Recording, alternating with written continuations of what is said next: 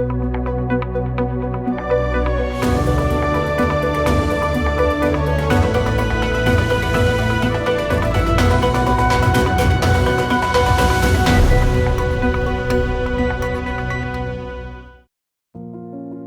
qandaq qilganda Xitoyning vahshiy zulmini to'sib qala oladi? 2017-yildan boshlab chet ellardagi Sharqiy Turkistonlik muhojirlar vatanda qolgan urug' tuqqanlari va do'st yaranlar to'g'risida qo'rqinchli xabarlarni anglashga yoki ular bilan bo'lgan aloqasi tal-to'kis uzilishga boshladi. 2018-yilning boshlarida axborotchilar va tadqiqotchilar mundaq bir voqeani orqa-orqadan oshkorlashga boshladi. 1949-yili Xitoy tarafidan yutib olingan bu bepoyon O'rta Osiyo diyorida, ya'ni Sharqiy Turkistonda Xitoy hukumatı Xitoy millatidan bo'lmagan kishilarni qo'lga olishga va jazo lagerlariga qamashga boshladi. Tutqun qilish to'lqini avjiga chiqqanda bu muassasalarga 1 milliondan 2 milliongacha odam qamaldi. Shundaqla bu lagerlardagi tutqunlar ham ruhiy, ham jismoniy qiyin qistoqqa, jumladan bosqinchilikqa, jinsiy parakandachilikka duch keldi. Ularga majburiy dori o'kul ishlatildi.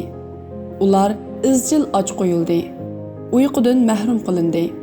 Xitoy dastlabda o'z hujjatlarida va viviskalarda markazlik tarbiyalab o'zgartish markazlari deb ko'rsatilgan bu muassasalarning mavjudligini inkor qilgan bo'lsa-mu, lekin keyin Xitoy doiralari o'zlarining oshqunlikni va nomratlikni tugutish maqsadida kasbiy tarbiyalash markazlarini qurganligini e'tirof qildi. 20-asrdagi irqiy qirg'inchiliklar bilan ro'shan o'xshashlikka ega bo'lgan bu lagerlar xalqaro organlarning, kishilik huquq tashkilotlarining va hukumatlarning g'azabini qo'zg'adida, ulardan ba'zilari buningga inkosan Xitoy shirkatlari va amaldorlariga qarata jazo tadbirlari qo'llandi. Gerçi Xitoy Kompartiyasi bularning hammasini kazzoblik deb inkor qilib turib olgan bo'lsa-mu, lekin buningga inkos qaytarishga majbur bo'lgandek qiladi. 2019-yilga kelganda Xitoy doiralari nurg'un tutqunlarni lagerdan chiqarib, ularning o'qish bitirganligini jakarladi. Bu Xitoy Kompartiyasining amaliyotda xalqaro tanqidlarga ko'ngil bo'lganligini, ya'ni qat'iy pisand qilmay tura olmaydiganligini ko'rsatdi. Lekin bu o'zgarishlarning ko'pinchisi ko'z bo'yash uchun bo'lib, tutqunlarning zo'r ko'pchiligi yanada qo'yib berilmadi. Lagerlarning nurg'uni rasmiy turmalarga aylantirilib, tutqunlar uzun muddatlik qamoq jazolariga hukm qilindi. Mazkur krizis boshlanganda Xitoy bo'lmagan boshqa 100 minglagan kishilarmi ana shundaq turmaga tashlangan edi. Ya'ni 100 mingdan ortiq tutqun lagerlardan Sharqiy Turkistondagi yoki Xitoy o'lkalaridagi zavodlarga yo'tkaldi. Chet ellardagi yana ba'zi Uyg'urlar Sharqiy Turkistondagi tuqqanlarning uylariga qaytib kelgan bo'lsa-mu, rejim ostida yashayotganligini bildirdi. Shundaqla Xitoy doiralari yana nomratlikni tugutish harakati nomida yezi qishloqlardagi necha 10 minglagan Uyg'urni o'z yurtidan majburiy ayirib, zavodlarda ishlagizdi. Bugun har xil shaklda majburiy emgakka silinayotgan Xitoy bo'lmagan kishilarning umumiy soni 2017-yildan 2019-yilgacha lagerlarga solingan tutqunlarning sonidan xili bakli eshib ketishi mumkin. Lagerlar Xitoy Kompartiyasining keng doiralik assimilyatsiya va zulm programmasining eng dangliq tarafidir xolos. Xitoy Kompartiyasi yana Uyg'ur tilini kamsitdi va uni ishlatishga chek qo'ydi. Islomiy ibodatlarni chekladi. Masjidlarni va mozorlarni chiqib vayron qildi. Uyg'ur kulturining uzun tarixga ega ekanligini va Xitoy kulturidan farqli ekanligini inkor qilish maqsadida tarixni qaytadan yozib chiqdi. Yerlik millatlarning adabiy asarlarini o'qishliqlardan chiqarib o'tdi. Kultural manzaraning chehrida qoldirilgan bu tatiqlar hali ham davomlashmoqda. 2014-yili ijro qilinishga boshlagan, kishilarni kundalik diniy va kultural ifodalar sababli qo'lga olishni maqsad qilgan iboralari to'liq mujmal atalmish oshqunlikqa qarshi va terrorlikqa qarshi qonunlar hali ham ijro qilinmoqda. Kishilarning shaxsiy turmushiga daxl taruz qilib turib amonlik saqlash, harbiylarning yo'l chorlashi, tekshirish punktlari qatorliqlardan tarkib topgan bir qancha yil ilgari Sharqiy Turkistonning janubini urush rayoniga o'xshatib qo'ygan kontrol muassasalari hozir ancha ko'zga chiliqmaydi. Lekin bu qandaqdir Xitoyning zulmni pasaytganligidan bo'lmasdan, shuning uchunki yanfonlarga, yüz tonish texnikasiga, biometrik sandanlarga, QR kodlarga, shundaqla kishilarning salohiyatini va aniq o'rnini bekitalaydigan boshqa qurollarga tayangan raqamlik nazorat sistemalarining yerlik xalqni saqchi va harbiy orqali nazorat qilish va tizginlashga o'xshashla unumli ekanligi isbotlandi. Xitoy doiralari Uyg'ur ayollarini Xitoylarga yotliq bo'lishga davomli qiziqtirmoqda va majburlamoqda, hamda shuning bilan bir vaqtda millatlar aro to'y qilishni deb tashviq qilmoqda. Uyg'urlar bu kriz yuz berishdan ilgari o'z millatidan bo'lmaganlar bilan kamdan kam to'y qiladi. Uyg'ur bolalari yotoqliq maktablarga solib olindi va bu maktablarda Xitoycha so'zlashishga, Xitoyning kultural odatlarini qabul qilishga majburlandi.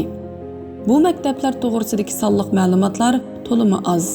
Lekin bu maktablardan qochib chiqqan bolalar o'zlarining Uyg'urcha so'zlashganligi sababli tayoq yeganligini va soatlarcha gamiga solab qo'yilganligini aytdi. Agar tarbiyalab o'zgartish markazlari kishiga 20-asrdagi yig'ilish lagerlarini eslatsa, Sharqi Turkistondagi yotoqliq maktablar Avstraliya, Kanada va Amerikadagi yerlik millatlarning farzandlarini o'z ona muhitidan ayirib etishni maqsad qilgan yotoqliq institutlarning qaytlanmasidir.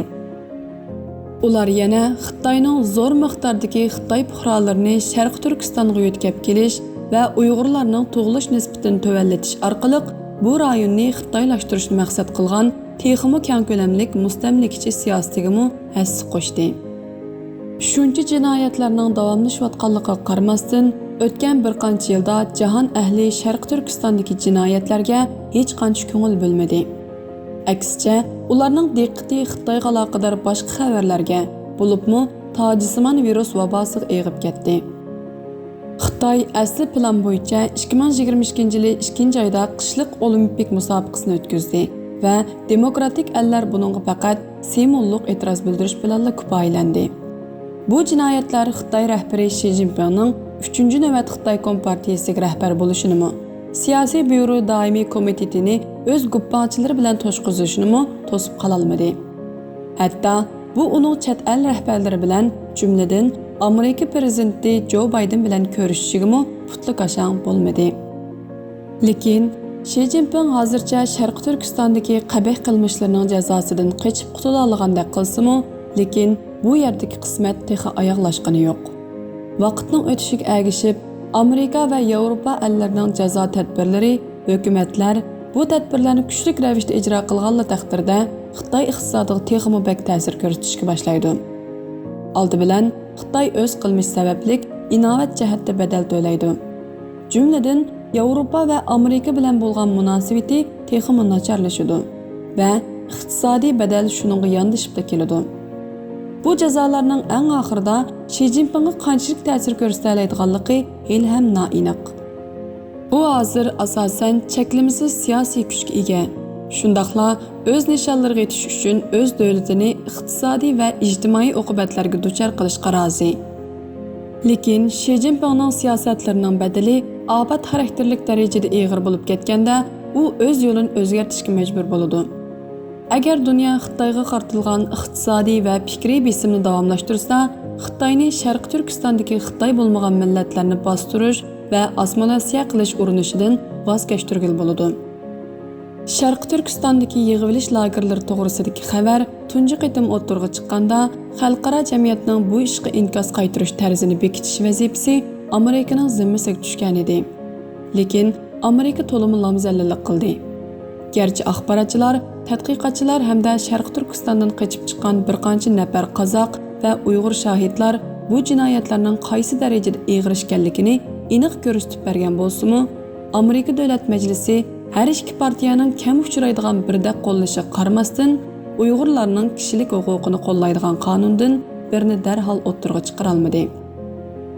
Janubiy Xitoy sahar pochtasiga ko'ra, ayni chog'dagi Amerika Moliya ministri Steven Mnuchin o'zining Xitoy bilan bo'lgan savdo kelishimi suhbatiga buzg'unchilik qiladigan har qanday narsaning o'ttirg'i chiqishini xohlamagan.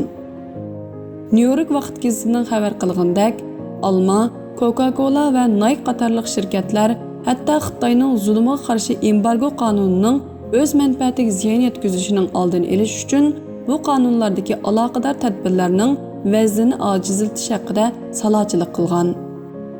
Lekin Amerikaning eng cho'ng xatoligini Amerika prezidenti Donald Trump sodir qildi. Uning sobiq davlat bexatarligi maslahatchisi John Boltonning bildirishicha, 2019-yil 6-oyda, ya'ni Sharqiy Turkistondagi tutqun qilish to'lqini eng yuqori pallaga chiqqanda, Donald Trump Xi Jinping bilan yuz turani ko'rishganda, yig'ilish lagerlarining qilishga tegishli to'g'ri ish ekanligini aytgan. Bu so'zlarning millionlagan insonning hayotiga ko'rsatgan afat xarakterlik ta'sirini, shundaqla Trumpning Putinning Ukrainadagi tavakkulchiligini qo'llaganligini va uning Ukraina prezidenti Volodymyr Zelenskiyni qaqti-soqti qilmoqchi bo'lganligini uning prezidentlik mezgildagi eng og'ir jinoyatlar qatorida esda saqlash lozim. Shuni tasavvur qilish mumkinki, Xi Jinping Putinga o'xshashla qo'l bog'lab turishdan boshqani bilmaydigan bir to'p kuppangchilarning orasida yolg'iz qolgan bo'lib, umi nomuvofiq o'z putiga palto chapadigan qarorlarda azvaylashga moyil. Trumpning ochiq-oshkora qo'llashi bu Xi Jinping o'z chemberi sirtida anglay oladigan oz sondagi sadolarning biri edi. Irqiy qirg'inchilikni texmi uzartib etgan va ig'irlashtirib etgan bo'lishi mumkin. Lekin Amerika hukumati oxirida Sharqiy Turkistondagi bir qancha shaxs va organlarni eksport cheklamiz tizimligiga va xalqaro Magnitskiy qonuniy tizimligiga kirgizdi. Davlat majlisi Uyg'ur kishilik huquq siyosati qonuni 2020 ni ma'qulladi. Trump hukumatining oxirgi kunida shu chog'dagi Amerika davlat sekretari Mike Pompeo qarornoma e'lon qilib, Xitoy Sharqiy Turkistonda irqiy qirg'inchilik va insoniyatga qarshi jinoyat sodir qilmoqda deb jakarladi. Keyin Biden hukumatida uning o'rniga chiqqan Antony Blinken bu qarorni muayyanlashtirdi. 2021-yil 9-oyda Biden yangidan texnik kuchlik jazo tadbiri qonuni bo'lgan Uyg'ur majburiy emgakining oldini olish qonunini imzoladi. Mazkur qonun tamoman yoki qisman Sharqiy Turkistonda qazilgan, ishlab chiqarilgan yoki yasalgan har qanday tovar, buyum, zapchas yoki mahsulotni majburiy emgak bilan munosabat yo'qligi isbotlanmagan taqdirda import qilishni chekladi. Sharqiy Turkistondagi ta'minot zanjirini tekshiradigan ishonchlik 3-taraf bo'lmag'achqa, bu qonun Sharqiy Turkistonga aloqador hamma narsani tugudek import qilishni chekladi. Hozirga qadar Amerika hukumati Xitoy shirkatlariga, hukumat organlariga va shaxslarga qaratgan Sharqiy Turkistonga aloqador jazo tadbirlari 100dan oshib ketdi. Boshqa davlatlarning hukumatlari Amerikaga ergashdi. Kanada, Angliya va Yevropa ittifoqi birdek holda Sharqiy Turkistondagi jamoat xavfsizligi tarmog'iga va ishlab chiqarish qurilish bentuvaniga qarshi jazo tadbiri qo'llandi. Bu atalmish bentuvan davlat igidorchiligidagi cho'ng korxona guruhi bo'lib, uning vazifasi Uyg'urlarning vatanini mustamlika orqali talon-taroj qilish va bu yerda muqim o'ltiraqlashishdir. Belgiya, Chex, Fransiya, Litva, Gollandiya va boshqa davlatlar Kanada, Angliya va Amerika qo'shilib rasmiy holda Xitoy Kompartiyasining Sharqiy Turkistondagi qilmishini irqiy qirg'inchilik deb aybladi. Mustaqil Uyg'ur soti va Xitoyga qarshi parlamentlar aro ittifoqni o'z ichiga olgan ommaviy tashkilotlar va hukumatlar aro tashkilotlar Xitoyning qilmishining mohiyati haqida shuningga o'xshash yakun chiqardi. Shundaqla ularning bu yakunlari xalqaro qonunshunoslarning nurg'un hujjatlari va fikrlarining qo'llash ostida chiqarildi.